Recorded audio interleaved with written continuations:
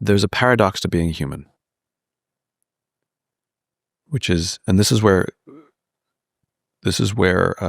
Maslow and his hierarchy of needs, Maslow got it wrong. And it speaks to what you're speaking about, right? Maslow's hierarchy of needs, people, the basic level of the triangle of the pyramid is food and shelter, that we need food and shelter first. The third level up is relationships, and then the top is self-actualization, right? But he's wrong, because Maslow made the classic mistake, which is he forgot that there's a paradox of being human, which is every moment of every day, we are both individuals and members of groups, every day. And every day we're confronted with small or big choices. Do I put myself first at the sacrifice of the group, or do I put the group first at the sacrifice of myself? And we can debate which one you're supposed to do. And the answer is you're both right and you're both wrong. It's a paradox, because we have to be ourselves and pursue our own purpose, but we're also supposed to be social animals and contribute to the society, the family, the team that we're a part of. Go. And you're saying the same thing here, which is, and this is where Maslow got it wrong. He only thought about us as individuals. Right? As an individual on a desert island, you're right. Food and shelter comes first. Relationships, I'll deal with that later. But can you imagine living a whole life for self-actualization? How lonely. What about shared actualization? I've never heard of anybody dying because they were I've never heard of anybody dying by suicide because they were hungry. I've heard of people dying by suicide because they were lonely. So that means relationships as a member of a group is more important than food and shelter, if you consider us members of groups, not just individuals. And it's both. And I think you're saying the same thing here. It's not a debate of, do I put happiness ahead of purpose or purpose ahead of happiness? The answer is it's both. And it's messy and sometimes competitive. But there's entire camps.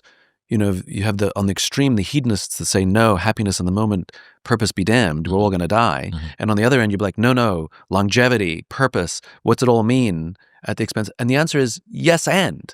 It's both. And I think this is where we've made this mistake, and we keep doing this in our lives. We make complex arguments binary, and then we choose one. And we attempt to build lives around one pillar, when the reality is it's both. And sometimes it'll be in balance, and sometimes it'll be out of balance. And I think to let go, and I think the way you construct it is right. You have the insecure high performer, but you also have the insecure low performer, right? And the question is, okay, so what does the secure high performer look like?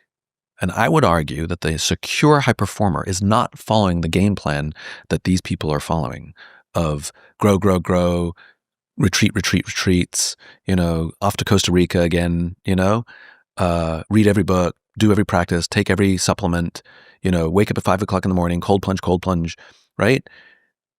You talk to the happiest people in the world. They do some of that. They don't do all of it. They all have great relationships.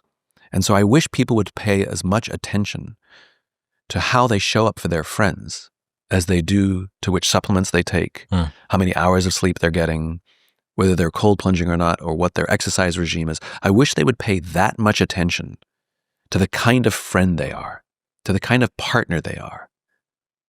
That would find balance. Even like the blue zones, like everybody's obsessed with, like, look at their diet, look, they walk every day. They also convene and eat with their friends every single day. And they have senses of humor.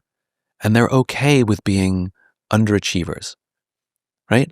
And I think you're right. You talked about gratitude. Gratitude is a big part of it, right?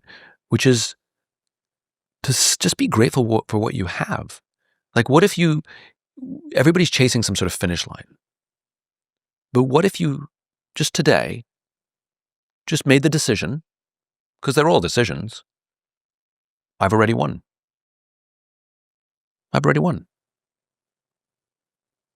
That's it. I'm alive. I've got one good friend. I've got one. I'm sure every one of us can find something in our lives that we like. I got a great score on my video game yesterday. Really happy about that. Like, it can be something stupid and mundane, but something that you're a little bit proud of, even if it's a little bit embarrassing. Like, I like that pair of jeans, right? I went on a good date. Whatever it is, right? Things are okay. And this idea of already thinking of yourself as having won the game and the rest of life is simply, it's all after the finish line. Mm-hmm. It's anything you want to do after the finish line. Go have a good time. And somebody gave me that advice. My friend Rick. He said, what if you just decided you won already? And I was like, oh my God, everything's great.